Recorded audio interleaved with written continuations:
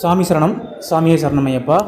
நீங்கள் இப்போ என்ன காட்சி பார்த்துட்ருக்கீங்கன்னா, நம்ம சபரிமலை சன்னிதானத்தில் நிறைபுத்தரி பூஜை 2026ஆம் ஆண்டுக்கான நிறைபுத்தரி பூஜை ஆகஸ்ட் 3ஆம் தேதி நடைபெற்றதுங்க. அதை பார்த்துட்ருக்கீங்க. நிறைபுத்தரி பூஜைக்காக சபரிமலை சன்னிதானம் அன்று காலை 4 மணிக்கெலாம் திறந்துட்டாங்க. பக்தர்கள் 2ஆம் தேதி சாயங்காலத்திலிருந்தே நெற்கதிர்கள்லாம் சபரிமலை சன்னிதானத்துக்கு கொண்டு வந்தாங்க. அச்சங்கோயில் தேவசத்திலிருந்தும் நெற்கதிர்கள் வந்தது.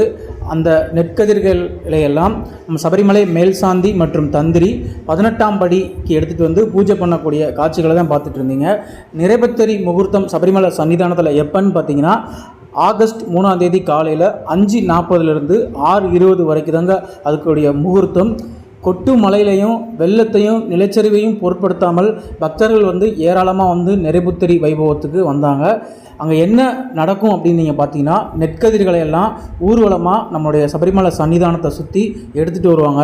எடுத்துகிட்டு சபரிமலை சன்னிதானத்துக்குள்ளே ஐயனோட சன்னதிக்கு கொண்டு போய் அங்கே பூஜைகள் பண்ணி பக்தர்களுக்கு அதை பிரசாதமாக தருவாங்க. இந்த நிறைபுத்தரி பூஜையோட நம்ம சபரிமலை தந்திரியாக இருக்கக்கூடிய மகேஷ் அவர்களுக்கு 1 ஆண்டு காலம் நிறைவு பெற்றுச்சுங்க.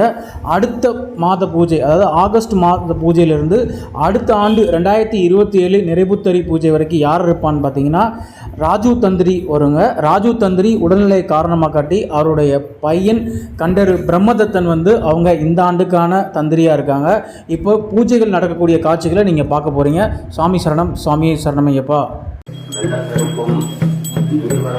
வழங்கல் அதிகமாக உள்ள காரணத்தினால் பக்தர்கள் மலை ஏறும் பொழுதும் இறங்கும் பொழுதும் கவனமாக செல்ல அறிவுறுத்தப்படுகிறார்கள். மேலும் மரங்கள் விழுவதற்கான வாய்ப்புகள் அதிகமாக உள்ள காரணத்தினால் மரத்தின் அடியில் நிற்பதை தவிர்க்க வேண்டும் என்றும் கேட்டுக்கொள்ளப்படுகிறது. மேலும் பக்தர்கள் மின் கம்பங்கள் அறிவுறுத்தப்படுகிறது.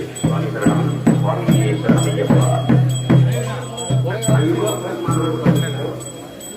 കനത്ത മഴയെ തുടർന്ന് പമ്പാടും നീരൊഴുക്ക് പോയതിനാലും ജലനിരപ്പ് ഉയർന്നതിനാലും പമ്പാ മേഖലയിലെ കുഴിക്കണം